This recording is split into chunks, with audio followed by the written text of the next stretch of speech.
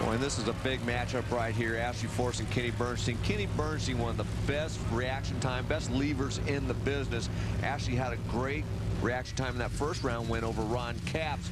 But she's going to, she's going to need it here against Kenny Bernstein because, Kenny's car is running pretty well. We saw the right lane looks pretty good, especially when you see Tony run low ET of the meet. So they know the conditions are there. Ashley's just going to have to be on her game because I guarantee you Kenny will be. Don't let it get any more to the outside. Keep it to the end, towards the center, okay? I'm not keeping it towards the inside of the groove. Don't let it drift towards the outside. Oh, pedal fast. Well, and Ashley tries to stay with it until it finally gets totally sideways, and then she catches the wall. And the motor's still running. And finally it stops. The body all askew. John Medlin, Guido Antonelli, they're running down the track to get to her aid as Ashley climbs out of the car to the cheers of the crowd. Boy, a little stunning, that one. You thought it was all covered. Yeah, that was big. I'm sure she's upset. Situation where she's been doing a good job of keeping the car in the groove when the car's hooked up, but she hasn't had a lot of experience when the car gets loose and starts spinning the tires. And look at Larry Dixon right in there to help her. And a lot of the drivers, I'm sure you've done it, Mike Dunn, realize they're the guys with fire suits on. If somebody needs some help, maybe they can get in there too. Yeah, that was a scary moment there. Both cars spin the tires. Kenny was able to get his to recover, but Ashley was obviously had some trouble getting it to recover and got it into the wall. Well, it looks like she had it under control, and then all of a sudden it was into the wall. Flash of fire, flip of the top. Now John's there with her.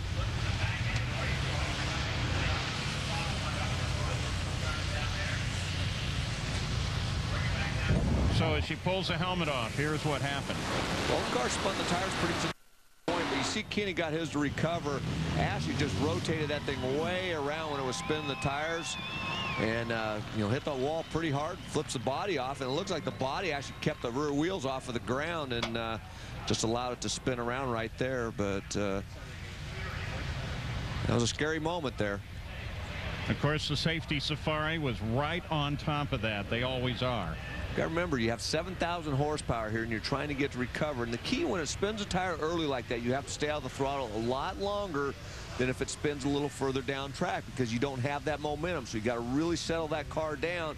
You look right there. She gets on the throttle there as that thing was not before it got straight. And when it did, it just rotated that thing back around and pow, right into the wall, spun it around all the way up on the backside. And that was a big hit right there. Yeah, that was a head-on hit to the wall when it finally got around. It wasn't carrying all of the velocity, but nevertheless, it went head-on in. Yeah, that was a pretty hard hit there. And that's where we saw power still going to the rear wheels. You see the fuel tank out there broken. That's where a lot of the fire came from when it got on the headers. The fire bottles are already off, and which I'm sure helped, but. At that point, she was just waiting for that thing to come to a stop because she had no brakes. Well, she had front brakes. Funny cars do have front brakes, so that might have helped slow it down, but with the rear wheels off. Take it on the left. Just, when she gets back on the throttle, right there, it was already rotating around, and boom, big hit into the wall, split the fuel tank. That's where the fire came from, but the bottles went off and finally came to a stop. And it looked like she was still trying to drive it to a stop as it came off the wall. And while it was an apparent almost head-on into the wall, it still had that turning moment. So that was taking a lot of energy away. Gary Gerould, is she ready to talk? She is indeed. She's over here on the wall. She's talked to all of her family members and appears to be fine. I know you were doing your doggondest to try to get that car to hook back up, but kind of talk us through what you were experiencing. Well, you think it'd be easier to know, right? You think it'd be harder when you're going 300 miles an hour knowing you're at, but really that's what we're trained to do. It's pedaling it. I don't have too much experience in that, and I saw Kenny struggling, and you don't want to give up. You want to get back on. Sometimes you need to stop yourself and find where you're at. And I had my steering wheel every other different direction, and that's not where you want to be when you step back on that throttle. So I'm sorry to my guys. I scared them and my family, but I'm okay, and I have the best team in the world, and they will get this car back together. And sorry we couldn't go more rounds, but Dad's still in, and we can calm him down a little bit. He'll be doing just fine for this weekend. All right. Glad you're all right. Thanks. Thank you. There's John Force as he consults with some of the medical people to make sure. Dan Bricky, one of the medical paramedics that comes up to the line. Everything is okay, though, for Ashley Force. Dave, what's John saying? Well, John's just talking over with Dan Bricky right now, the Director of Emergency Medical Services. And pretty amped up there for a while, John, but reality's kind of starting to set in. You feeling okay? I feel good. I'm glad that she's okay. This can be a learning experience for her. There's a lot going on out there. Drivers got to make decisions. She said, Dad, I saw Kenny was in trouble. I got back on it, and she said it just went around on me. And luckily, roll the car. We'll see what we can salvage. But, you know, Castrol and Ford and AAA Southern Cal, her a brand new car. Dean will give her a brand new race car. She's moving up in those points, and she's not hurt. And Eric Medlin was with her today. I know that. We were all with her. The fans were with her.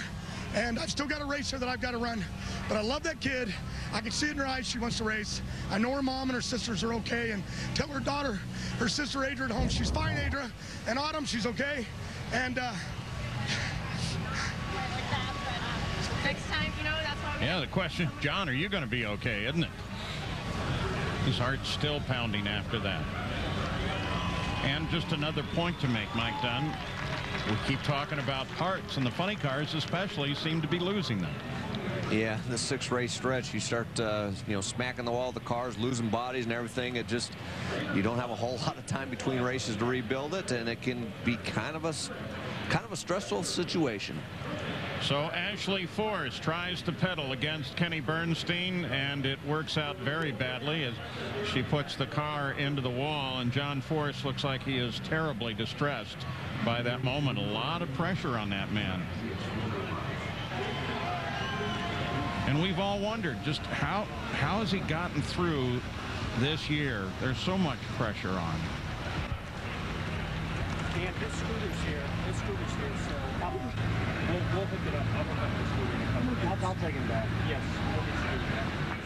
There's John Medlin. Is John Force going to be ready for the next opportunity here?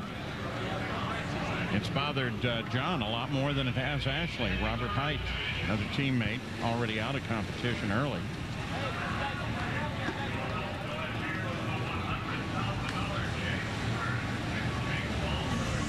So John Force heads back, obviously a bit stunned by his daughter's confrontation with the wall. It's bothering him deeply. We'll take one more look. There is good reason for him to be bothered.